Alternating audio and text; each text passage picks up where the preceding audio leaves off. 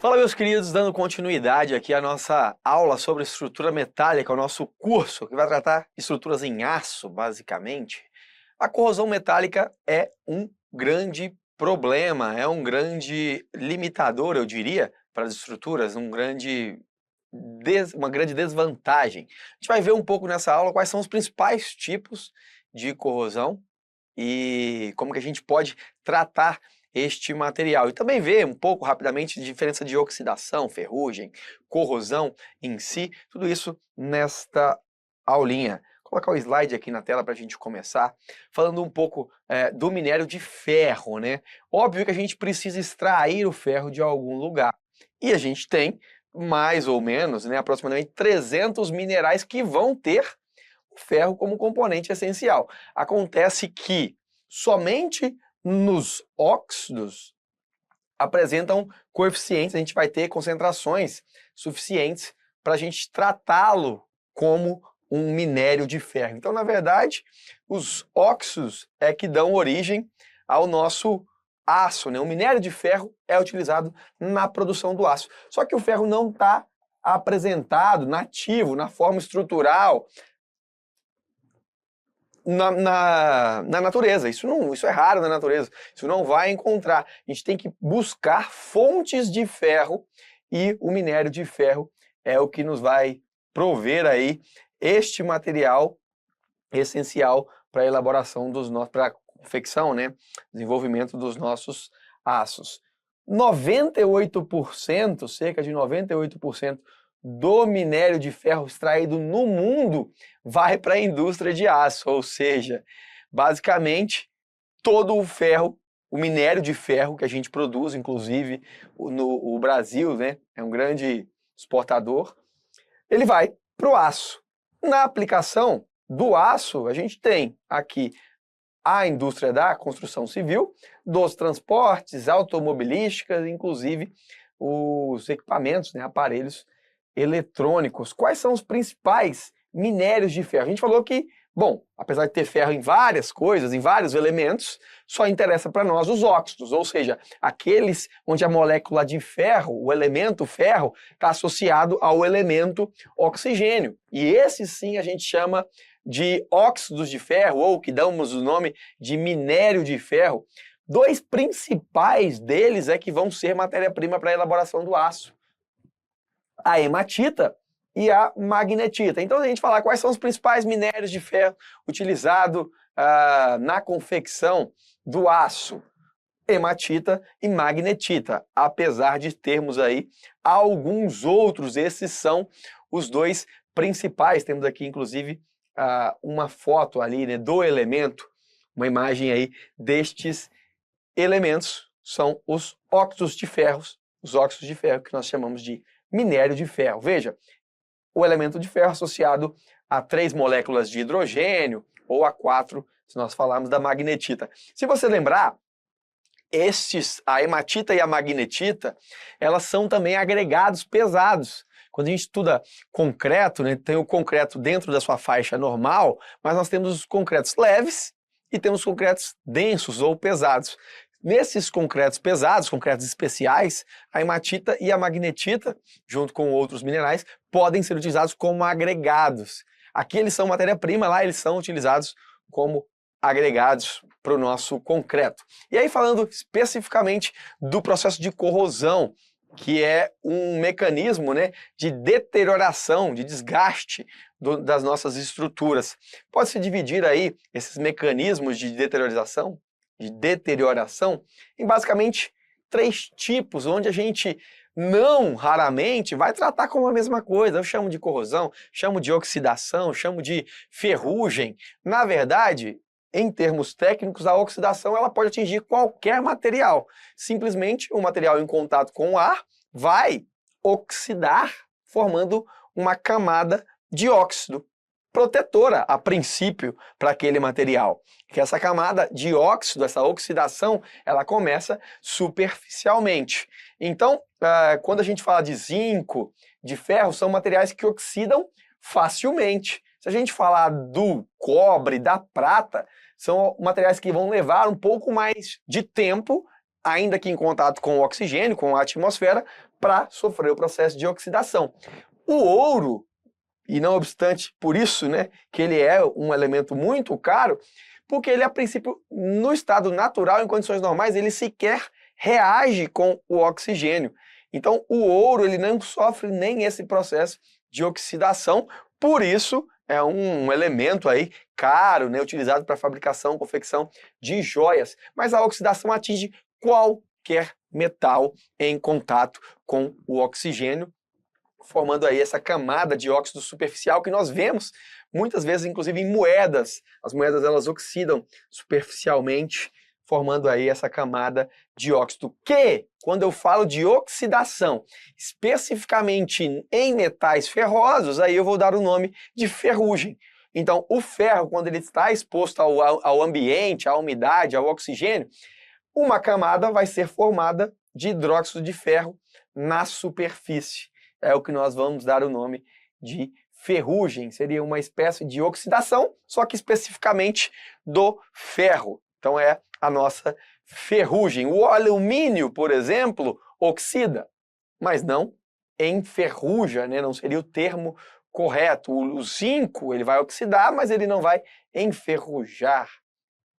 Já a corrosão aí é o avanço desse processo de oxidação, né, de ferrugem do elemento dos materiais ferrosos, causando deterioração e culminando aonde? Na perda de material. Então a gente aqui, na verdade, em um elemento aqui, um aço estrutural, em uma estrutura de aço, ele está mostrando a oxidação como uma forma mais leve, superficial, que também, como é num material, um metal ferroso, poderia chamar direto já de oxidação ou de ferrugem. Aqui ele quis destacar que a ferrugem aparentemente teria um grau um pouco mais aprofundado do que a oxidação, que não é necessariamente verdade. Mas a corrosão, sim, já implica em deterioração com perda de material, devido à ação química ou eletroquímica do meio ambiente, aliada ou não a esforços mecânicos. Pode ser uma corrosão com ou sem tensão, né? Quando a gente fala de corrosão sob tensão, ela também existe e é deletéria para as nossas estruturas, principalmente cordoalhas de concreto protendido que estão ali pré-tensionadas. Mas a corrosão, então, eu posso utilizar oxidação, ferrugem, corrosão, entendendo a diferença, as questões elas não vão bater nessa tecla.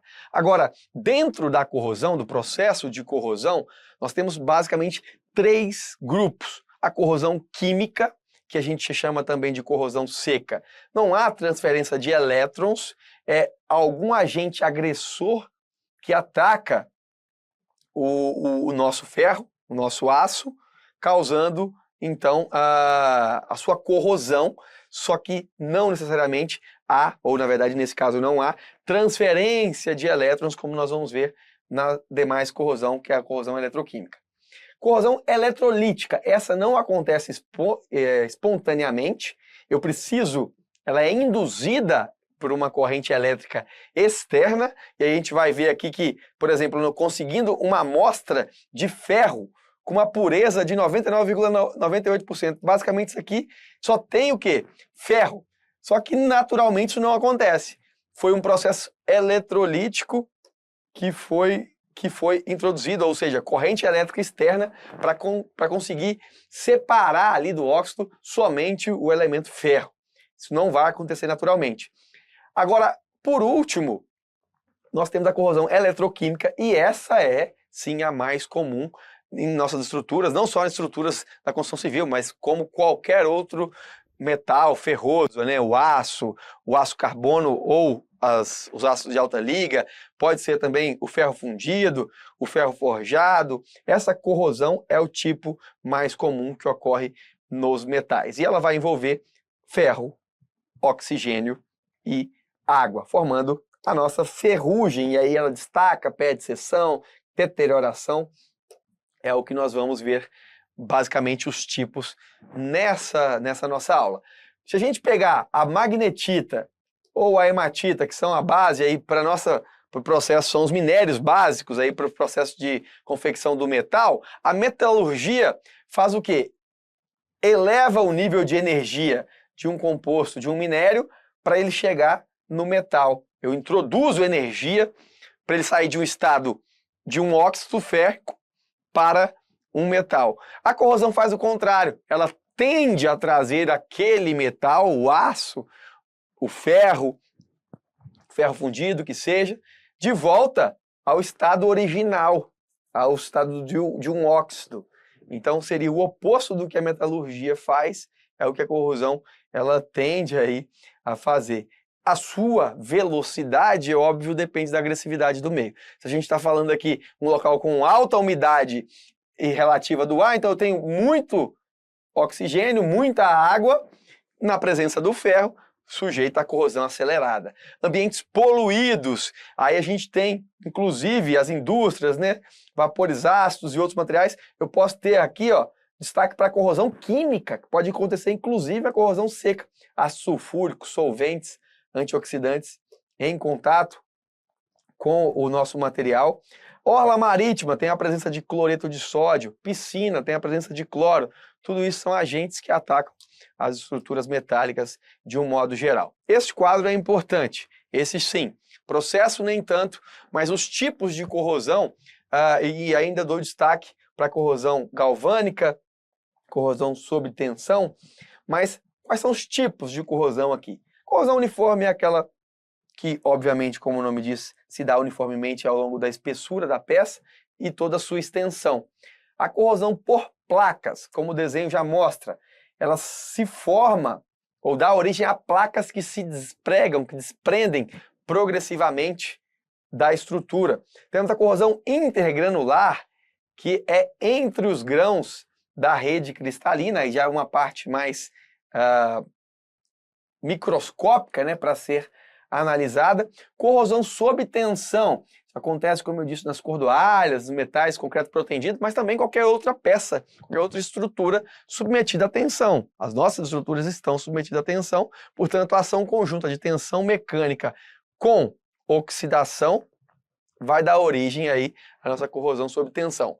Muito importante esse outro tipo de corrosão também, pontiforme ou por pits. São aquelas pontuais. O cloreto causa isso na armadura de aço. Quando a gente fala do concreto armado, as armaduras, elas, quando a gente tem ataque por cloretos, nós temos este problema de corrosão pontiforme ou por pits nas barras, que são o quê? Pequenos diâmetros, furinhos bem pequenos, mas grande profundidade. E daí o risco, por quê? É de difícil identificação e de elevado potencial agressivo, porque ela se manifesta visivelmente como um pequeno pontinho, mas que na verdade causa uma considerável redução da seção transversal naquele ponto, porque ela se aprofunda. Isso faz com que as tensões sejam distribuídas para a seção. Se eu tinha uma seção cheia, e eu tenho uma seção agora que foi reduzida em função dessa corrosão por pits, naquele ponto as tensões no material adjacente terão que ser elevadas, afinal de contas o carregamento não mudou. Corrosão alveolar, bem parecida com a corrosão por pits, só que agora, essa pontiforme, só que agora eu tenho as crateras mais abertas, né, mais visíveis, como a gente está vendo aqui, enquanto nas pits são profundas, porém o diâmetro é muito pequeno. E a mais importante delas na construção civil, que sem dúvida nenhuma é a corrosão galvânica ou bimetálica, que é a corrosão que se dá quando nós temos a presença de dois metais, ou seja, ou duas ligas com diferentes composições e que estão acopladas eletricamente e exposto a um meio aquoso, a um eletrólito. A gente vai especificamente falar sobre ela, que é a mais importante para nós. Este processo de corrosão galvânica bimetálica, agora sim, dentre os diversos tipos, eu estou focando aqui na corrosão bimetálica. Dê uma olhada no seguinte processo, eletroquímico, a gente já viu, tem a química, tem a eletrolítica e a eletroquímica. Nós estamos falando aqui de uma corrosão eletroquímica de dois metais, onde um sofre corrosão preferencialmente em relação ao outro. Quando dois estão em contato elétrico, então eles têm que estar em contato, imersos numa solução condutora, uma solução que conduz aí a elétrons. Basicamente aqui eles representam essa lâmpadazinha como se fosse aqui identificar o movimento, né, a corrente elétrica, transferência, movimentação dos elétrons. Veja que a gente tem aqui uma pilha galvânica formada por ferro e cobre, onde o cobre, por ser mais nobre, corrói o ferro, o material menos nobre. Na verdade, não é o cobre que corrói o ferro, mas por conta dos dois metais diferentes estarem imersos nesse eletrólito e em contato elétrico, há uma movimentação dos elétrons, então oxido o ferro e reduzo o cobre. O metal menos nobre, ou seja, mais reativo, irá experimentar a corrosão. E o metal mais inerte vai ficar protegido contra a corrosão. Essa é o princípio que se aplica na construção civil quando a gente faz a proteção com zinco. O ferro, apesar de não ser nobre, ele é mais nobre do que o zinco. Ele não é tão nobre, mas é mais nobre que o zinco. Então, na presença dos dois, em detrimento da oxidação do ferro, quem se oxida é o zinco. Por isso que ele representa aqui, ó, essa corrosão do material menos nobre. E esse processo é importante quando a gente fala de galvanização das estruturas. Estruturas galvanizadas estão associadas ao zinco como forma de proteção. E a própria norma, ela diz o seguinte: deve ser evitado em atmosferas agressivas a formação do par galvânico com contato elétrico entre metais. E como eu faço isso? Aplico isolante, polímero ou a própria pintura, para que, aqui eu tenho, por exemplo, aço e alumínio, para que eles não fiquem em contato direto, dois metais diferentes, eu utilizo um isolamento, um material isolante. A corrosão se torna mais crítica caso a área do ânodo ou anodo, algumas pessoas falam isso, que cede os elétrons seja menor do que a área do cátodo, que, entre aspas, cata o elétron. Vamos traduzir o que está escrito aqui.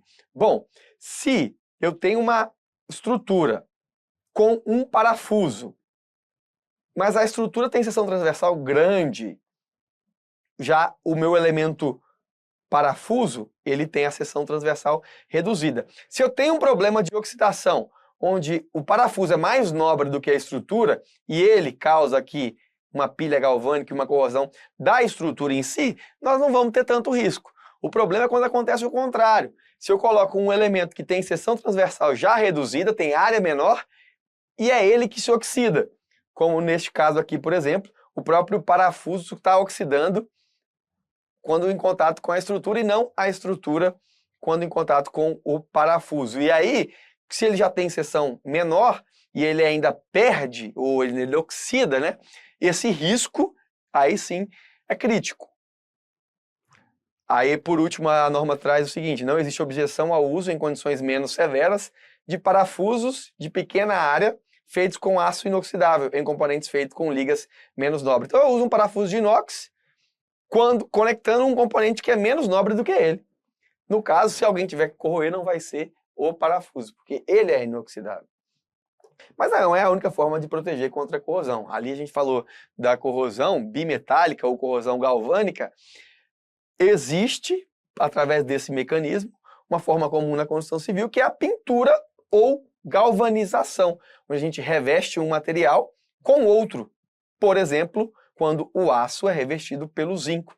O zinco vai oxidar preferencialmente em relação ao aço, portanto, protegendo-o contra a corrosão. Além dessa forma de proteção, nós temos outras. Que outras? Que decorrem do projeto estrutural e arquitetonicamente da disposição dos elementos na estrutura. Veja que, se a gente coloca um perfil cantoneira dessa forma, ele acumula água e poeira. Um perfil I deitado dessa forma acumula água quando chove. Isso tende a o quê? Tem umidade, tem oxigênio, tem ferro, tem oxidação. Se a gente vira o perfil ou se a gente faz um furo, isso promove o quê? São mecanismos indiretos de proteção contra a corrosão. Se a gente tem aqui duas cantoneiras com essa chapa no meio e ela não tem acesso para manutenção, para limpeza e para pintura anticorrosiva dessa chapa, nós tendemos aí a ter problemas. Se a gente tem aqui o perfil e a solda está na base, isso aqui é um perfil metálico. E esse pontinho, essa região, tende a acumular água, umidade. Já se a gente faz esse bisel aqui, vai facilitar o quê? Limpeza e aeração. A literatura traz alguns mecanismos assim que facilitam, né, ou que preservam as estruturas por longos ou maiores períodos de tempo. Claro, aço patinável também eu posso utilizar, é um aço que forma essa pátina e já promove a proteção. A oxidação superficial promove a proteção das camadas mais profundas. É basicamente isso. Existe corrosão, existe a formação de uma camada oxidada, uma camada de ferrugem, mas essa camada ela se torna uma barreira que dificulta o ingresso de oxigênio, de umidade, de contaminantes, fazendo então com que a taxa de corrosão fique muito lenta ou que praticamente inexista. Aí a NBR 8800 ela chega a dizer inclusive o seguinte: os componentes de aço devem ser dimensionados com sobreespessura, com espessura a mais, para tolerar corrosão, ou devem ser protegidos contra a corrosão que possa influir na sua resistência ou no desempenho da sua estrutura. Então ele é pintado, por exemplo, com zarcão, uma proteção, ou é zincado, galvanizado, se for o caso, ou eu considero o quê? Uma sobreespessura. Eu dimensiono uma peça com uma espessura um pouco maior do que ela deveria, porque eu já estou prevendo durante a vida útil que haverá oxidação, haverá redução de seção e que isso não pode, no final das contas, influir em menor resistência estrutural. Beleza? Basicamente era isso. Vamos resolver algumas questões.